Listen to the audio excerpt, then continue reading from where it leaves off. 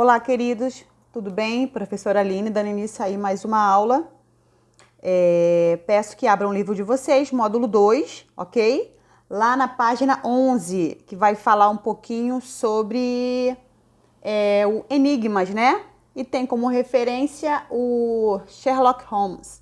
Vai falar assim, o módulo 4, elementar, meu caro, né? Aí tá dizendo assim no livro de vocês, que, onde, quando, como, por quê?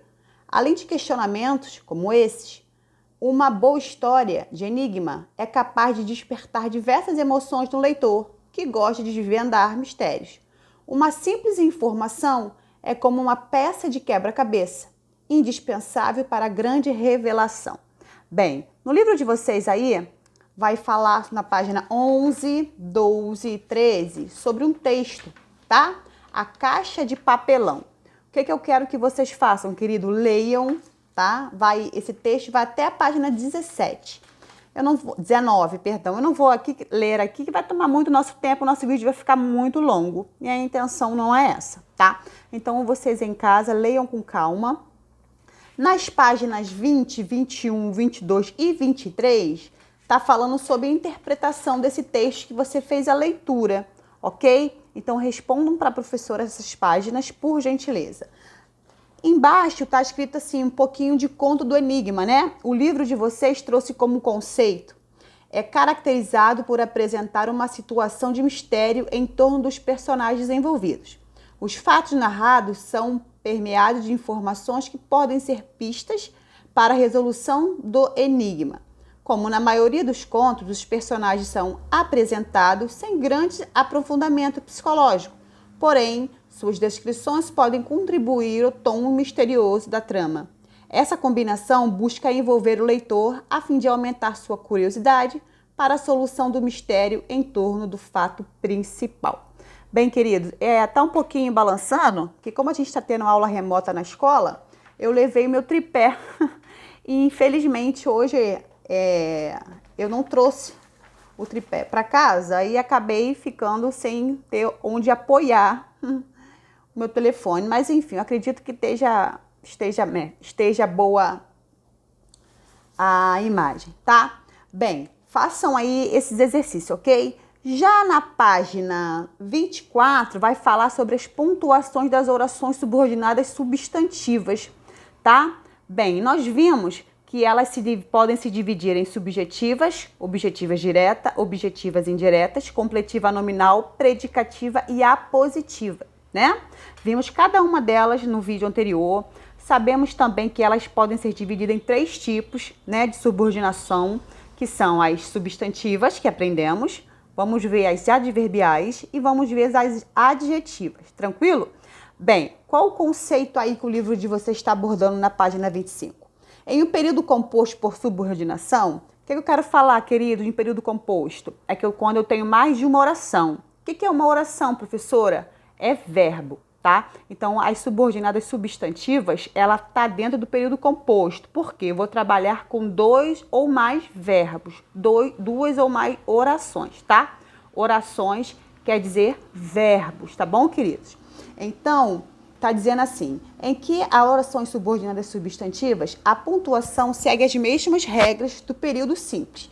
Para as funções sintáticas, a que as orações subordinadas substantivas equivalem. Bem, os nossos alunos, eu já dei esse conteúdo para eles nessa semana, eles acharam mais fácil a compreensão do exemplo que eu trouxe, tá? Porque eu não costumo me atentar muito ao livro, né? Com os exemplos do livro, eu venho com exemplos fora, tá? O livro é um respaldo para nós termos direcionamento das aulas, dos conteúdos, porém, eu costumo trazer outros questionamentos, outros exemplos, tá bom? Então, tá dizendo assim, as orações subordinadas substantivas são introduzidas pelas conjunções integrantes, que e se, e via de regra não são isoladas por vírgulas, parênteses ou travessões, tá, queridos? Então, as orações subordinadas substantivas, essa palavrinha-chave aí, que e se, é a palavrinha que vai introduzi-las, tá? Então, achei lá a minha oração, a minha frase, né? A oração porque tem verbo, tá? Minha oração, achei o quê, né? Já sei que é subordinada, substantiva. Por quê? As substantivas são introduzidas através das conjunções integrantes, que ou se. Eu coloquei um exemplo para vocês aí, ó. É importante que todos compareçam à reunião. Bem, o que é importante? Que todos compareçam à reunião. Desejamos que os convidados compareçam. O que desejamos? Que os convidados compareçam. O orgulho o impedia. O que o orgulho impedia? De que reconhecesse o erro. Sou contrário a... O que eu sou contrário? Que se demitam os funcionários, perdão. A dúvida será... Qual dúvida será? Se ele virá logo. O réu declarou isto. O que o réu declarou? Que agiu em legítima defesa. Observem aí o que está em negrito, né? É a minha oração principal. Lembrando que no vídeo passado que eu falei, achei o quê? Não é isso? Eu corto. O que está à frente, oração principal. O que está atrás, oração subordinada. Lembrando que não existe período de subordinação sem oração principal, tá? O período de subordinação, ele é um período de dependência sintática, onde o período de subordinação vai depender sintaticamente da oração principal, tá bom? Então, observem aí que tudo que está em negrito, que eu destaquei em negrito, eu vou chamar de oração principal. E o que vem após, que está em verde, são as minhas subordinadas substantivas. Por quê, professora? Porque são introduzidas pelas conjunções integrantes. Qual? Eu botei o que e botei o se ali, ó. Sou contrário a que se, não. A dúvida será se ele virá logo. Estão conseguindo identificar? Então, o que e o se são palavrinhas-chave que introduzem a oração subordinada substantiva.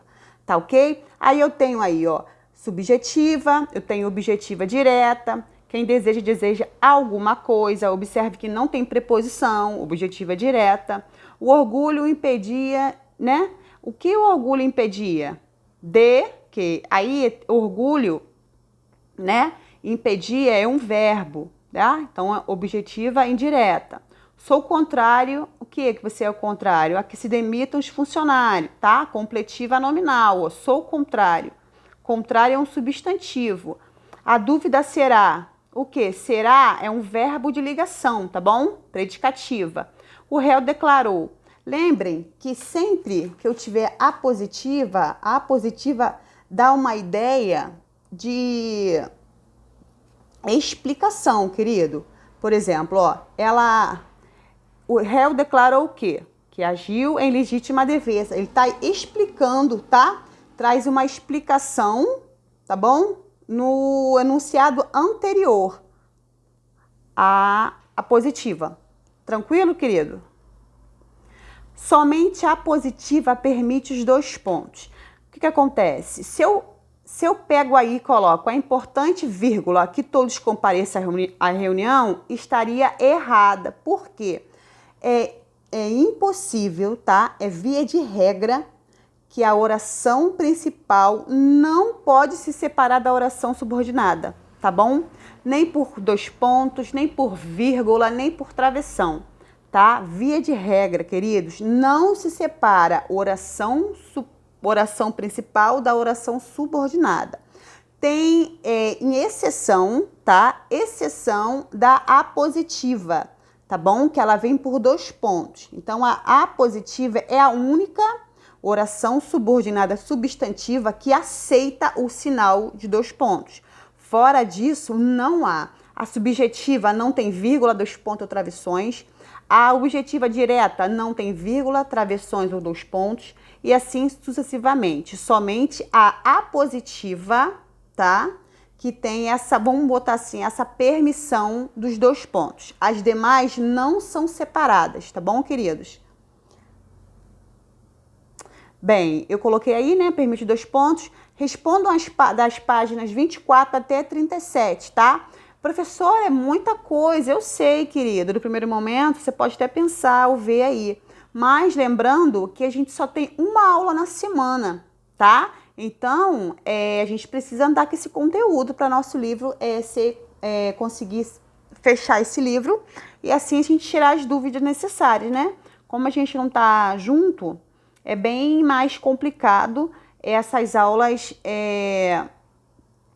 distante, né? Mas então a gente vai fazer do melhor jeito possível para que haja o aprendizado, tá bom? Então façam aí da página 24 a 37, lembrando que a nossa aula, né, é toda sexta-feira, de 8 da manhã até as 3 da tarde, que é onde a professora fica à disposição de vocês para tirar qualquer dúvida em relação ao conteúdo, tá? Bem, dentro do nosso próprio vídeo, nós também temos o livro de produção textual, tá bom, querido? Então responda da página 61 até 78, tá? Vai falar um pouquinho sobre recursos argumentativos e alguns textos, tá? De interpretação. Tá bom, queridos? Qualquer dúvida, estou à disposição de vocês de 8 às 3 da tarde. Um forte abraço, até a próxima aula.